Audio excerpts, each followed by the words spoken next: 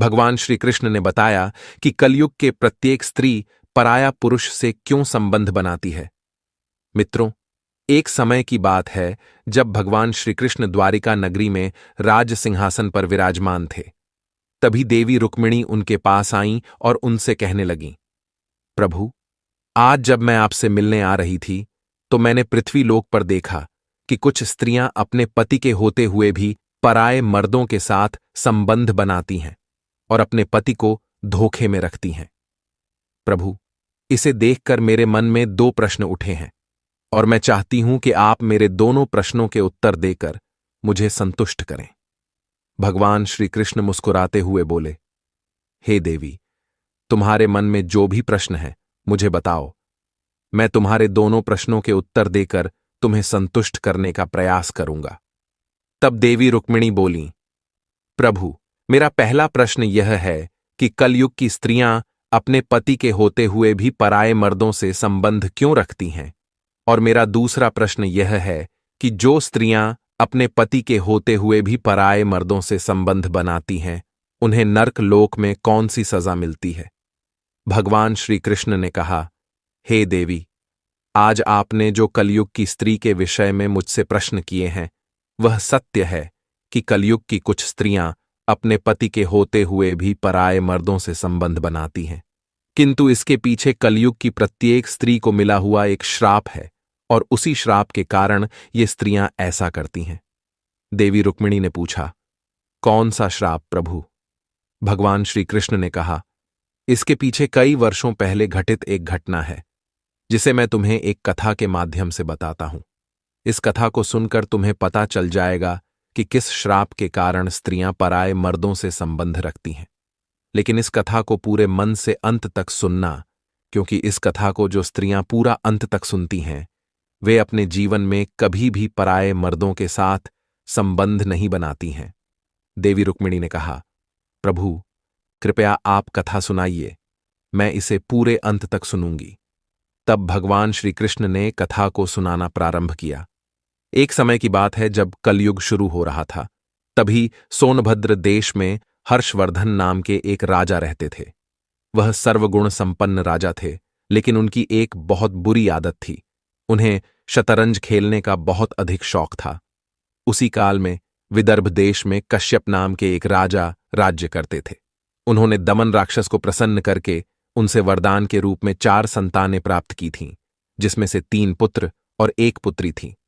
पुत्रों के नाम थे दम, दयत, दमन और पुत्री का नाम दुर्गावती था। दुर्गावती बहुत अधिक सुंदर और गुणवान थी। उस समय तीनों लोकों में दुर्गावती के समान सुंदर कोई भी कन्या नहीं थी। फिर एक दिन की बात है जब राजा हर्षवर्धन अपने महल के बगीचे में टहल रहे थे। तभी उनकी नजर वहां पर खेल रहे कुछ मोरों पर पड़ी। वे सभी मोर बहुत अधिक खूबसूरत थे और उनमें से एक मोर तो बहुत ही मनमोहक था। उसे देखकर राजा हर्षवर्धन बहुत मोहित हो गए और उस मोर के पास जाकर उसे पकड़ लिया। तभी मोर ने राजा से कहा, हे राजन, अगर आप मुझे छोड़ देंगे तो मैं तीनों लोकों की सबसे सुंदर स्त्री दुर्गावती के पास जाकर आपके सुंदरता और गुणों का ऐसा वर्णन करूंगा कि वह आपसे प्रेम करने लगेंगी और आपसे विवाह कर लेंगी। उस मोर की यह बात सुनकर राजा हर्षवर्धन ने मन में सोचा, कितना अच्छा होगा यदि राजकुमारी दुर्गावती से मेरा विवाह हो जाएगा। इतना सोचकर राजा हर्षवर्धन ने उस मोर को छोड़ दिया।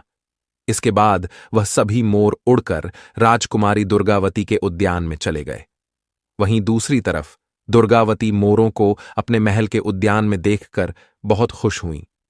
फिर वह भी मोरों को पकड़ने के लिए उनके पास गईं और दुर्गावती ने भी उसी मोर को पकड़ा जिसे राजा हर्षवर्धन ने पकड़ा था।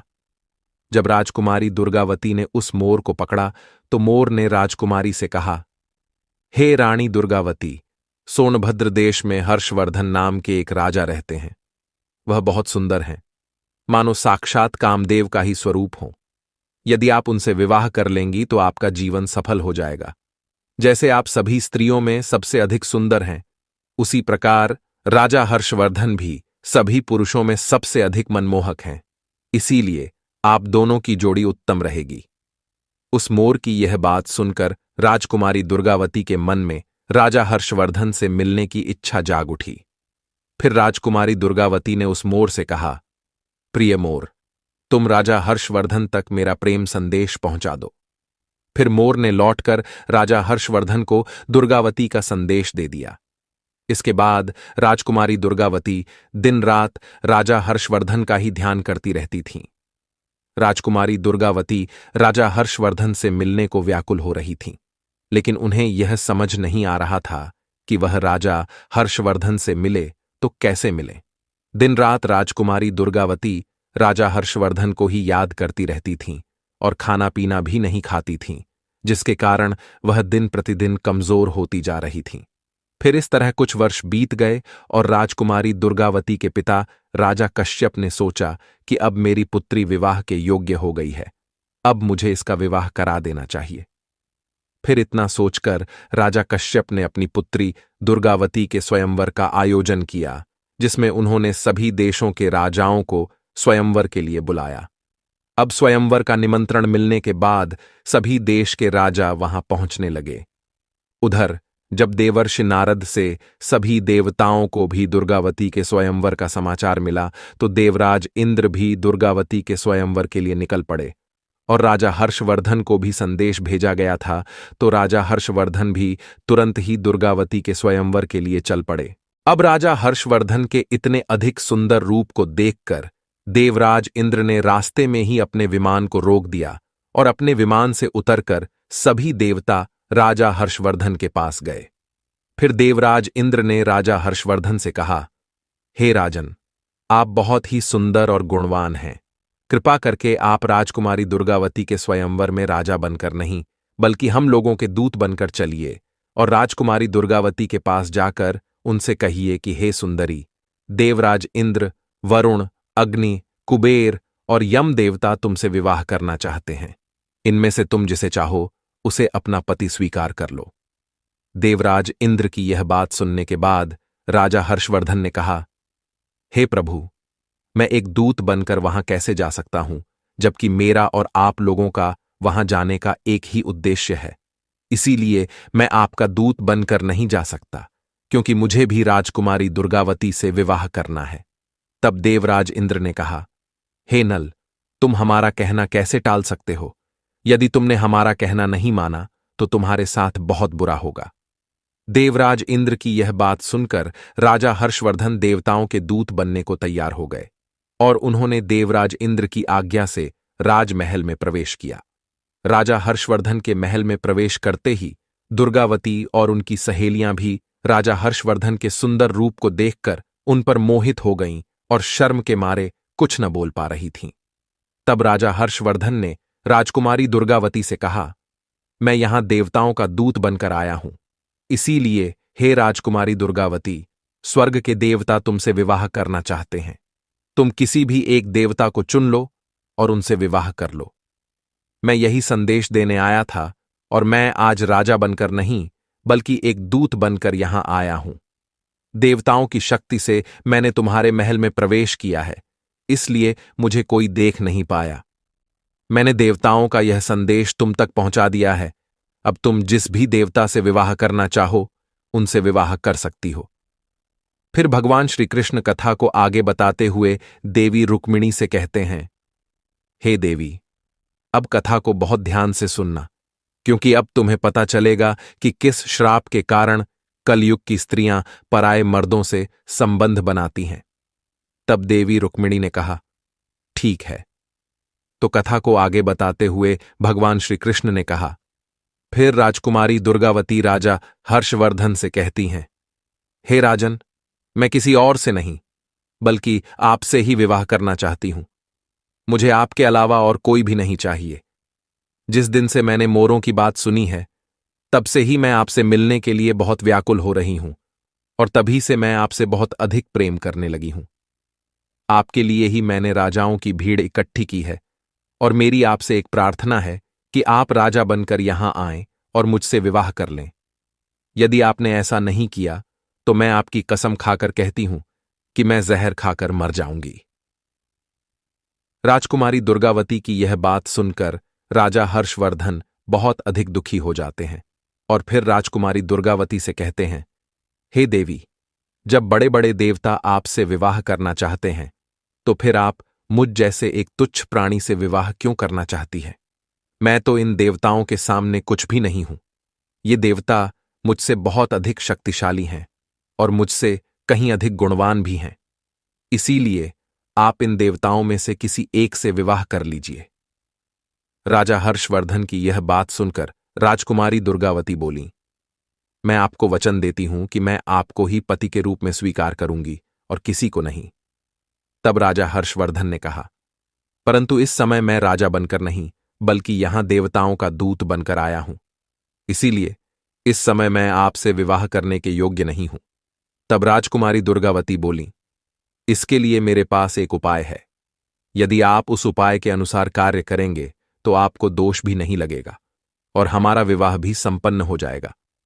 तो राजा हर्षवर्धन ने कहा, कौन सा उपाय है? तब राजकुमारी दुर्गावती बोली, उपाय यह है कि आप भी अन्य राजाओं के साथ स्वयंवर मंडप में आएं और मैं आपको ही वरमाला डाल दूंगी, जिससे हमारा विवाह हो जाएगा।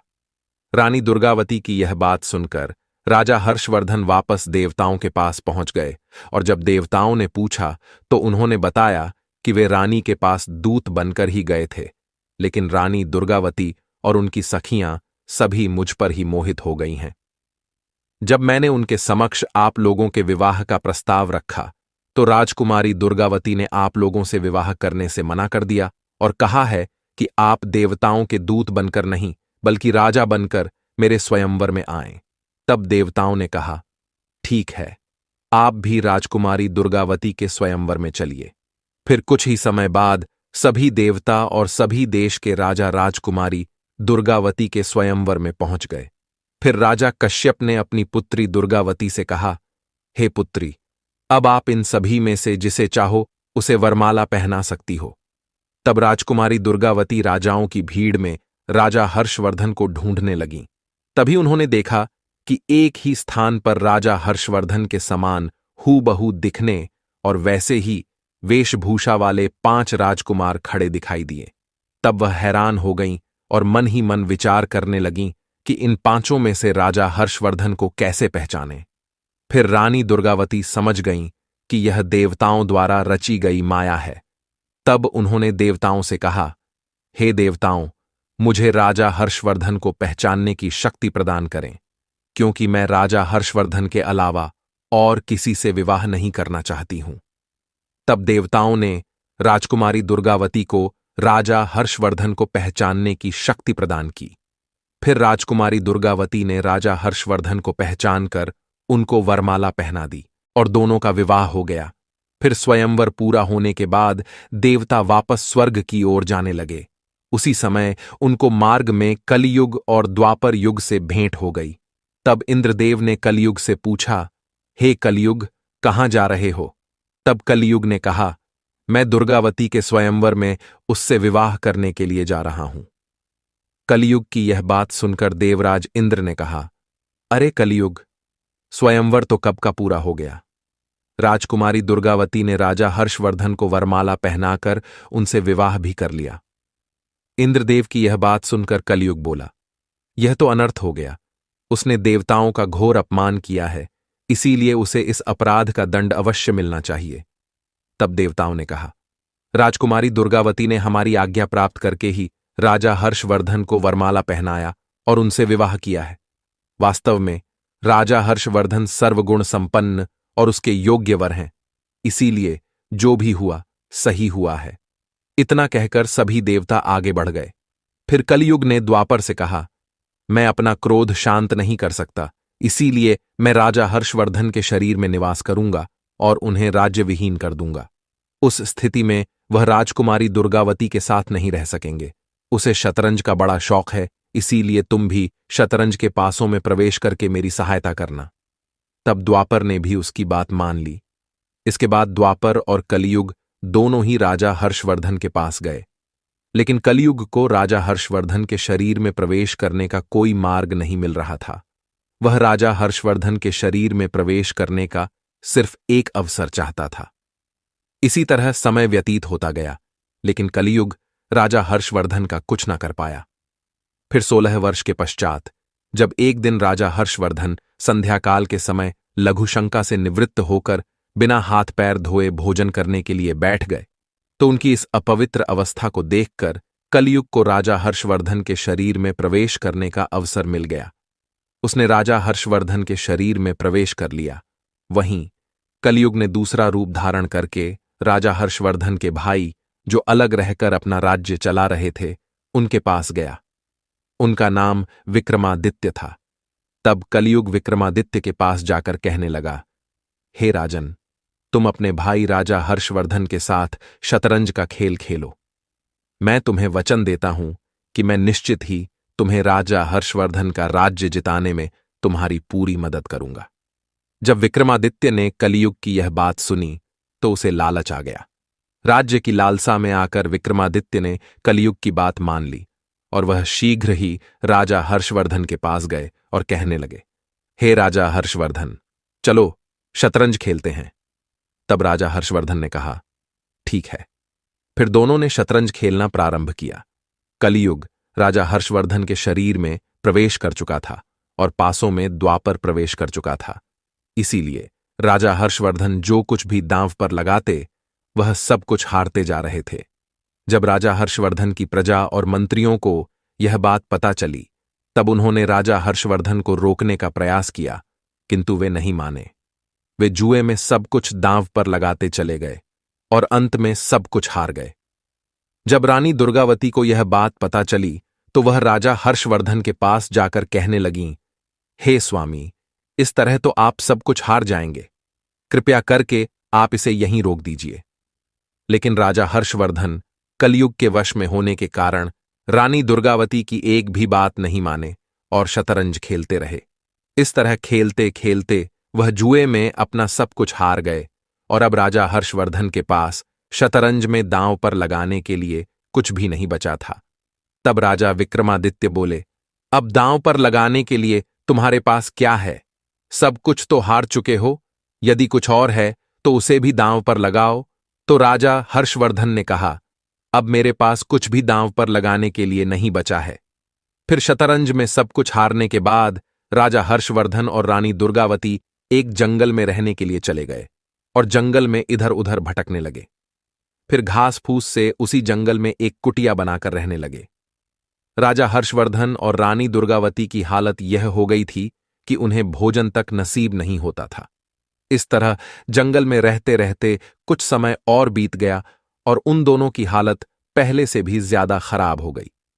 फिर एक दिन राजा हर्षवर्धन अपनी पत्नी दुर्गावती से कहने लगे, हे दुर्गावती, तुम देख रही हो, यहां बहुत से रास्ते हैं। यहां एक रास्ता अवंती की ओर जाता है तथा दूसरा रास्ता दक्षिण देश को जाता है। सामने विंध्याचल पर्वत है और यह कौशल देश का मार्ग है। राजा हर्षवर्धन की यह बातें सुनकर रानी दुर्गावती की आंखें आंसुओं से भर गईं और उन्होंने कहा, क्या आपको लगता है कि मैं आपको छोड़कर अकेली कहीं जा सकती हूं? मैं आपके साथ रहकर ही आपके दुखों को बांटना चाहती हूं। दुख में आपका साथ देना मेरा पहला धर्म है। रानी दुर्गावती की यह बात सुनकर राजा हर्षवर्धन सोचने लगे कि मेरी पत्नी मुझसे कितना अधिक प्रेम करती है और इसी प्रेम के कारण मेरे साथ साथ इसे भी दुख झेलना पड़ रहा है। यदि यह मुझसे विवाह ना करती तो इसे इतना अधिक दुख ना झेलना पड़ता। फिर संध्या समय वे दोनों एक सुरक्षित स्थान देखकर वहीं पर सो गए। कुछ समय बाद जब रानी दुर्गावती गहरी नींद में सो गईं, तो राजा हर्षवर्धन अपने मन में सोचने लगे कि यदि मैं इसे यहीं छोड़कर चला जाऊं तो यह चलते चलते अपने पिता के राज्य को चली जाएगी और इसे इतना दुख नहीं झेलना पड़ेगा। इतना सोचकर राजा हर्षवर्धन अपनी पत्नी दुर्गावती को जंगल में ही सोता हुआ छोड़कर चले जाते हैं।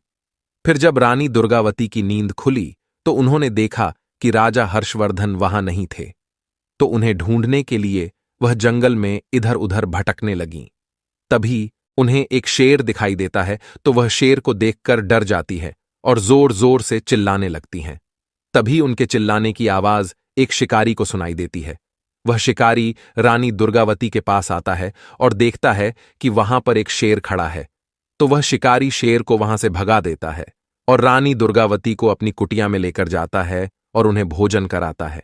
फिर शिकारी रानी दुर्गावती की सुंदरता देखकर उन पर मोहित हो जाता है और वह रानी दुर्गावती से मीठी मीठी बातें करके उन्हें अपने वश में करने की कोशिश करने लगता है।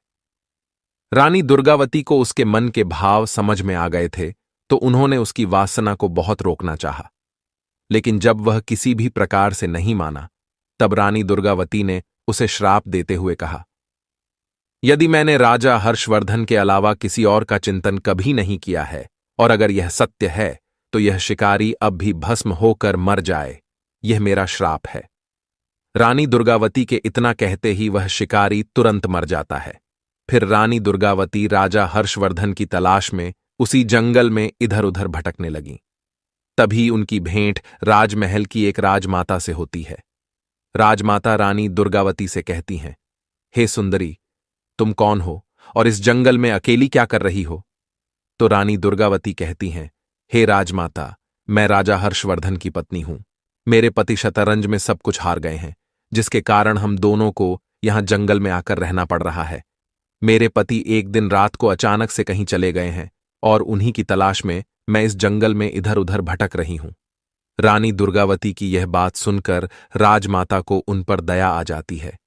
फिर राजमाता उन्हें अपने महल में ले जाती हैं और कहती हैं, जब तक आपके पति आपको नहीं मिल जाते, तब तक आप इस महल में रह सकती हैं। तो रानी दुर्गावती उसी महल में रहने लगती है। वहीं दूसरी तरफ राजा हर्षवर्धन जंगल में भटक रहे थे। फिर आकाशीय बिजली गिरने से उस समय जंगल में आग लग गई। तभी राजा हर्षवर्धन को किसी के चिल्लाने की आवाज आई, तो वह उस तरफ दौड़ पड़े। वहां पहुंचकर उन्होंने देखा कि नागराज कुंडली मारकर बैठे हुए हैं। तो राजा हर्षवर्धन ने उनसे कहा, हे नागराज, आप कौन हैं और इस तरह यहां क्यों बैठे हुए हैं? नागराज ने कहा, हे राजन, मैं करकोटक नाम का सर्प हूं। मैंने नारद मुनि को धोखा दिया था, इसलिए उन्होंने मुझे श्राप दिया था कि जब तक राजा हर्षवर्धन तुम्हें ना उठा ले, तब तक तुम यहीं पड़े रहोगे। आपके उठाने पर ही मुझे श्राप से मुक्ति मिलेगी। फिर राजा हर्षवर्धन उस सर्प को उठाकर जंगल से बाहर ले आए। इसके बाद करकोटक नाग ने राजा हर्षवर्धन को डस लिया और कहा, हे राजन, मैंने तुम्हारा रूप बदल दिया है ताकि तुम्हें कोई पहचान ना सके। अब तुम निडर हो गए हो। फिर करकोटक वहां से अंतर्ध्यान हो गए। इस बीच भगवान श्री कृष्ण कथा को आगे बताते हुए देवी रुक्मिणी से कहते हैं, हे देवी, फिर जब राजा कश्यप को यह समाचार मिला कि उनके दामाद राजा हर्षवर्धन और पुत्री दुर्गावती अपना महल छोड़कर जंगल में रहने चले गए हैं, तब उन्होंने सुखदेव नाम के एक ब्राह्मण को राजा हर्षवर्धन और रानी दुर्गावती का पता लगाने के लिए भेजा। सुखदेव रानी दुर्गावती को ढूंढते ढूंढते उसी महल में जा पहुंचे जहां पर रानी दुर्गावती रहती थीं। फिर वह रानी दुर्गावती के पास गया और कहने लगा, मुझे तुम्हारे पिताजी ने भेजा है और कहा है कि तुम्हें और तुम्हारे पति राजा हर्षवर्धन को मेरे दरबार में लेकर आओ। तो रानी दुर्गावती ने उसे सारी बात बताई और कहा कि राजा हर्षवर्धन कई दिनों से गायब हैं और उन्हीं की तलाश में मैं इधर उधर भटक रही हूं। रानी दुर्गावती की यह बात सुनकर सुखदेव राजा कश्यप के पास गए और उन्हें सारी बात बताई। सुखदेव की यह बात सुनकर राजा कश्यप ने अपनी पुत्री दुर्गावती का दोबारा से विवाह कराने का फैसला किया और फिर अपनी पुत्री दुर्गावती को अपने महल में बुला लिया। सभी राज्यों में अपनी पुत्री के स्वयंवर के लिए घोषणा करा दी। फिर जब राजा हर्षवर्धन को इस बात का पता चला कि रानी दुर्गावती का दोबारा से विवाह होने जा रहा है, तो राजा हर्षवर्धन बहुत अधिक क्रोधित हुए। रानी दुर्गावती के स्वयंवर के लिए सभी देशों के राजा आए। तभी राजा हर्षवर्धन भी वहां पहुंच गए और जैसे ही रानी दुर्गावती ने राजा हर्षवर्धन को देखा, तुरंत ही उन्हें गले लगा लिया और अपने पिता से कहने लगी, पिताजी, अब मैं दूसरा विवाह नहीं करूंगी। मैं अपने पति के साथ ही रहना चाहती हूं। तो राजा कश्यप ने कहा, ठीक है। किंतु राजा हर्षवर्धन को इस बात पर बहुत अधिक क्रोध आ रहा था कि मेरे होते हुए रानी दुर्गावती का विवाह दोबारा क्यों कराया जा रहा था। इसी बात से नाराज होकर राजा हर्षवर्धन ने रानी दुर्गावती को श्राप देते हुए कहा, हे रानी दुर्गावती, जिस तरह तुम मेरे होते हुए दूसरे पुरुषों की ओर आकर्षित हो गई थीं, इसी तरह कलयुग की प्रत्येक स्त्री अपने पति के होते हुए भी दूसरे पुरुषों की ओर आकर्षित होगी और अपने पति के होते हुए भी पराये मर्दों से संबंध रखेगी। मित्रों, अगर आप सभी को यह कथा अच्छी लगी हो तो आदि कथा चैनल को सब्सक्राइब करें। साथ ही बेल नोटिफिकेशन को दबाना न भूलें। मित्रों, आप सभी का हृदय